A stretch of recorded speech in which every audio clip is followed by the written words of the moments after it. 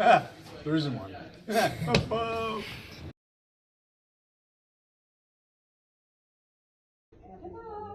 Have a great evening.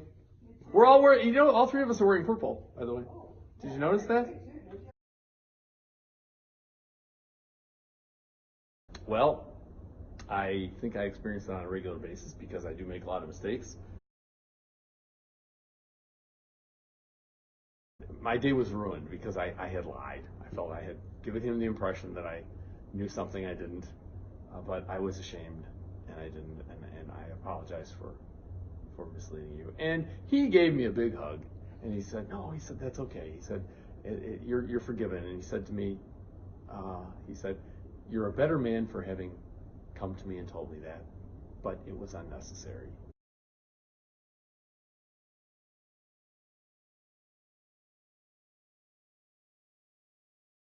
The first problem is that we don't acknowledge that there are sins. The reason we don't acknowledge that is that I think somehow lurking in the back of our popular culture is this notion that we are unforgivable. We don't want to acknowledge that we've made a mistake because if we have, then that makes us evil people and we're irredeemable. I think there's something in our culture that teaches us that.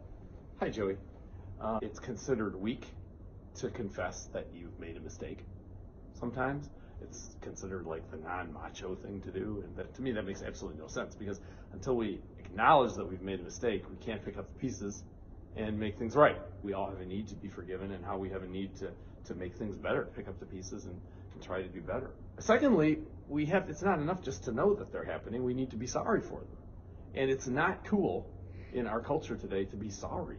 Remorse is one of the strongest, most powerful emotions that can really change a person's life for the better. I mean, huge, great things can happen when we're willing to admit that we've been wrong and that we are sorry for it. Thirdly, be resolved. Well, I made a mistake. We need to acknowledge that we're sorry and that we will try not to do it again.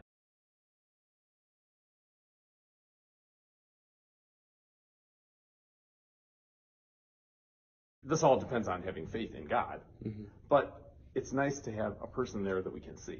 It's all about the journey. It's not just the destination, and that's what we need community for, to get us there one step at a time. I think one, it forced a career change pretty quick. Okay, you choose a different way of life, of work.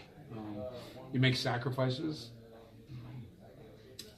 economically, socially. You make an economic change. You work for less money than you did, from like a business career. But you pursue the things you dream about doing, and those are rewarding experiences. So maybe what doesn't pay off sometimes in economic reward pays off in you gaining and growing from those experiences.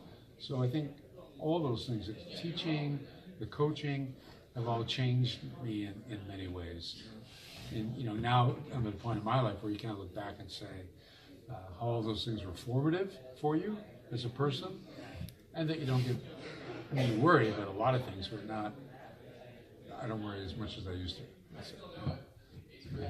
And some other things that have impacted my life have been dealing with some healthcare issues, like when you have like things like open heart surgery that I did in 2017. It really, you kind of step back and look at your life and so you kind of do that. Maybe I should have done this, or I should have said I'm sorry. And you reconcile with yourself, and those things are transforming. And sometimes it takes sort of a wake-up call. Something's going to happen before you get to that point. And in my life, there's been a series of things that you get more reflective, and as the older you get, you become a little more reflective. But you also say, you can't worry too much about that. Move forward, And I think that's where a lot of folks don't.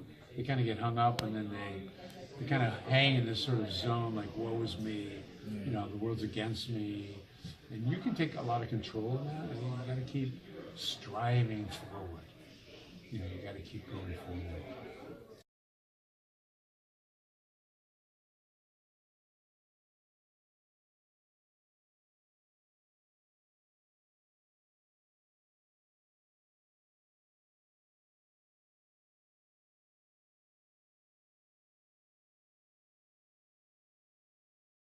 Night, ladies.